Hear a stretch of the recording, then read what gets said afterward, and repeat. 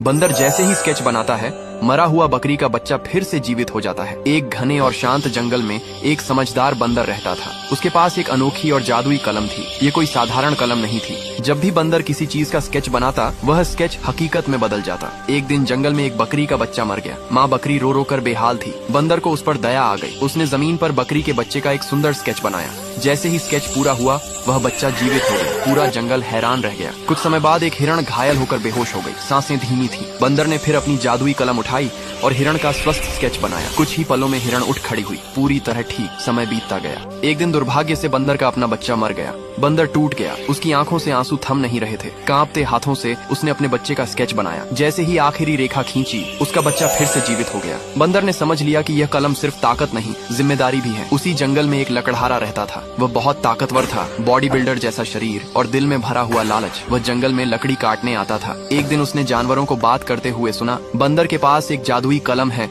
जो स्केच को सच बना देती है। ये सुनते ही लकड़हारे की आंखों में चमक आ गई। रात होते ही जब बंदर सो रहा था, लकड़हारा चुपके से वह जादुई कलम चुरा ले गया। लकड़हारा सोचने लगा, अब मैं अमीर बनूंगा, मैं सोने का स्केच बनाऊंगा। वह समुद्र के किनारे गया। उसने समुद्र के बीच एक द्वीप का स्केच बनाया। फिर उसने उस द्वीप पर सोने के ढेर का स्केच बनाया। पल भर में चारों तरफ सोना ही सोना हो गया। लकड़हारा खुशी से पागल हो गया। उसने सोचा, अगर मैं सोने की नाव बनाऊं तो उसे बेचकर मैं दुनिया का सबसे अमीर आदमी बन जाऊंगा। उसने सोने की नाव का स्केच बनाया और नाव सच में बन गई। वह नाव लेकर समुद्र में उतर गया। लेकिन जैसे ही नाव गहरे पानी में पहुंची, सोने की भारी नाव डूबने लगी। लकड़हारा चिल्लाता रहा, मदद मांगता रहा, लेकिन लालच ने उसकी जान ले ली। वह समुद्र में डूब गया। अगली सुबह समुद्र की लहरों के साथ जादुई कलम वापस जंगल के किनारे आ लगी। बंदर ने उसे देखा, उठाया और गहरी सांस ली। सीख ताकत या जादू से नहीं, बल्कि बुद्धि और नीयत से इंसान बड़ा बनता है। लालच हमेशा विनाश की ओर ले जाता है और जो शक्ति दूसरों की भलाई के लिए हो, वही सच्ची शक्ति होती है।